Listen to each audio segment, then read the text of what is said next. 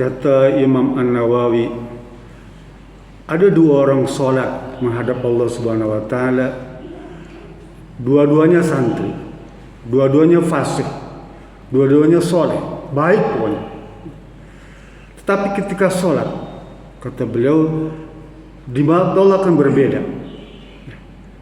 Kenapa? Karena yang satu diganggu setan, yang satu tidak diganggu setan. Kenapa bisa begitu? Lalu beliau mengutip hadis Imam Al-Bukhari, Sahih Bukhari, bisa Bapak jumpai. Hadis yang diriwayatkan oleh Siti Aisyah. An Aisyah radhiyallahu anha qalat,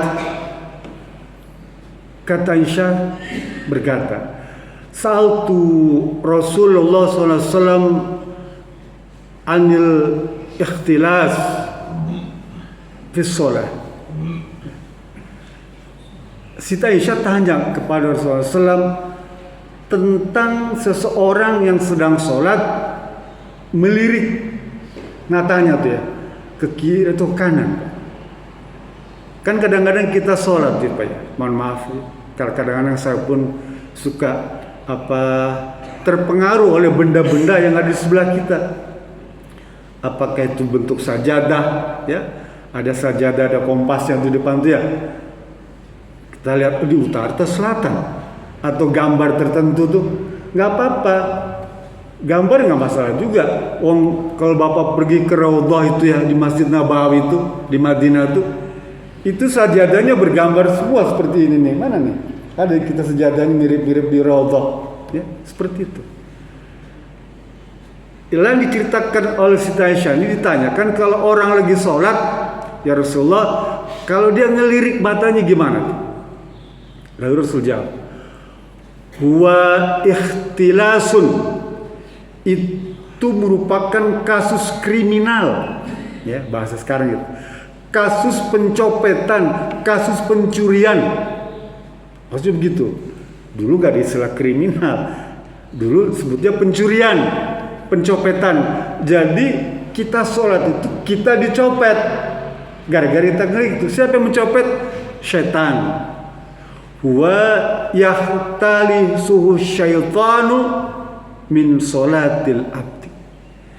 Itu kelakuan setan yang mencuri pahala sholat kamu karena kamu melirik ke kiri atau kanan. Ngelirik mata Pak, mata kita ngelirik. Apalagi kalau nengok ya, kan dalam sholat itu cuma nengok itu hanya satu boleh. Kapan? Waktu salam tuh, ke kiri atau ke kanan. Ke kanan saja boleh, nggak apa-apa. Ada hadis menceritakan Nabi itu cuma ke kanan saja salamnya ya, nggak apa-apa. Rukunya ke kanan, yang ke kiri itu sunnah. Jadi kita tidak boleh Pak melirik aja tuh, lihat benda-benda sebelah kiri kita, sebelah kanan kita, itu dilarang. Kenapa? Karena itu merupakan pencurian ya, pencopetan yang dilakukan oleh setan terhadap pahala kita. Bayangkan Pak, setan nih Pak, kata Allah, aduwwubin, setan itu musuh kamu yang nyata. Lagi ibadah saja dia bisa curi pahala kita. Artinya apa? Berkurang Pak. Kalau kita sering menengok, habis pahala sholat kita ya. Apalagi perbuatan yang lain yang bukan ibadah. Ibadah saja bisa curi. Bukan hanya sholat, ibadah lainnya pun, sholat, saum, haji ya, baca Quran, zikir. Setan akan mengambil kesempatan, mengambil manfaat dengan mencuri pahala kita. Oleh karena itu pentingnya kita ilmu waktu sholat itu agar kita tahu, oh kalau melirik itu nggak boleh. Setan akan mengambil pahala kita. Apalagi menengok, apalagi ngobrol, berdehem saja. Itu kalau ada maksud Pak, contoh gitu. Ada maksud ya, itu bisa membatalkan sholat. Ya, pentingnya ilmu sholat. Kenapa? Karena dia merusak tentang kehusyuan sholat kita. Khusyuk memang bukan syarat sahnya sholat, tapi khusyuk itu menjadi syarat kesempurnaan sholat. Apa nggak pengen kita Pak sholatnya sempurna? ya, minimal mendekati sempurna. Memang tidak ada yang 100% seperti Nabi atau sahabat, minimal jauh lebih baik lah. Apa enggak pengen kita, Pak? Allah berfirman dalam surat Al-Mu'minun tuh, qad aflahal mu'minun, beruntunglah, berbahagialah, sukseslah orang-orang beriman. Allah sebutkan orang beriman, ya, itu akan beruntung. Qad aflahtum, sesungguhnya dia telah menang, telah berhasil, telah sukses, telah bahagia. Orang yang beriman. Siapa orang beriman itu? Alladzina hum fi sholatihim khashi'un. Mereka-mereka yang melaksanakan sholatnya dengan khusyuk. Allah ngasih tahu. Jadi kalau kita pengen berhasil, pengen sukses, pengen bahagia, Pak, dunia dan akhirat ini, sholatlah dengan khusyuk. Ya. Bukan hanya lirikan mata tadi, juga syarat-syarat lainnya, ya. Mulai dari takbir sampai salam, gerakannya tumakninah, ikuti syarat rukunnya, itu akan mengantarkan kita pada kebahagiaan. Kata siapa? Kata Allah. Enggak mungkin Allah salah. Uang Dia menciptakan kita, Dia tahu rahasia kesuksesan hambanya itu, rahasia keberhasilan hambanya itu, kalau dia sholat dengan khusyuk, mesti bahagia, mesti sukses. Kita kadang-kadang nih, Pak, ya, lagi sholat tuh kepikiran. Tadi saya ngomong apa sebelah ya? Kenapa? Karena sebelum sholat dia ngobrol dulu. Asakah singgung sih aja omongan saya. Oh, sebelum sholat kita ngobrol dulu, bercanda dulu. Akhirnya kebawa dalam sholat.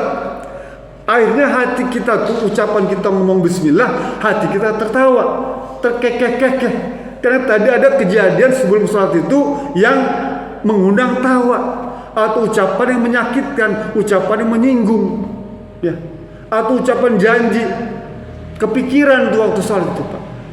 Ini yang dimaksudkan khusyuk itu bukan hanya ketika sholat saja tuh, sebelum sholat pun usahakan tuh agar bebas daripada perkara-perkara yang bisa mengganggu khusyuknya sholat. Saya berpesan diri saya, kita semua nih, jaga, Pak. Kan kita katanya pengen bahagia dunia dan akhirat, selamat dunia akhirat. Coba tunjukkan dengan sholat sajalah yang kita kerjakan setiap hari.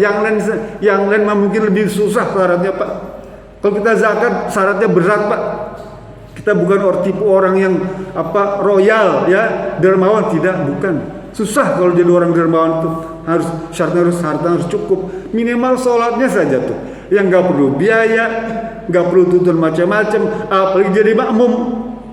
Cukup tenang, tumaninah tuh, ya, ikuti syarat rukunnya, dengarkan apa yang dibaca imam, ikuti imam, dah, salam, selesai. Tadi jangan tengok kanan, tengok kiri, jangan lirik kanan, lirik kiri. Karena itu dalam hadis Imam Tirmizi, Pak, Rasul bilang, fa innahu halakatun, itu akan bisa mencelakakanmu. Sehingga dia bilang, iyyaka wal tifata, hati-hati kalian dengan lirikan mata kamu tuh. Rasul, Pak, dalam hadis Imam Tirmizi, sama dari Siti Aisyah juga, satu dari Imam Bukhari, satu dari Imam Tirmizi. Yang Imam Tirmizi menyatakan, iyyaka wal tifata fa innahu halakatun. Hati-hati kalian dengan lirikan mata kamu, hati-hati dengan tengokan kanan kiri kamu, karena itu bisa mencelakakan dirimu. Bukan mencelakakan sholat, mencelakakan diri kita, baik dunia maupun akhirat. Jadi ini sebetulnya nasihat ringan, Pak. Saya sampaikan ringan-ringan saja yang Bapak bisa mengerti dan gampang dipraktekkan. Kapan? Waktu sholat. Ya. Karena saya perhatikan menjadi kewajiban saya untuk menyampaikan ini semua agar kita ini semua, Pak, ya, semua yang hadir ini, khususnya jamaah muhajirin, semuanya bahagia. Amin. Kan gitu ya. Salah satu antaranya adalah sholatnya. Saya ingin membimbing kita semua yang hadir ini agar sholatnya menjadi lebih baik. Itu saja. Mudah-mudahan ada guna manfaatnya. Bila bisa berilah. Assalamualaikum warahmatullahi wabarakatuh.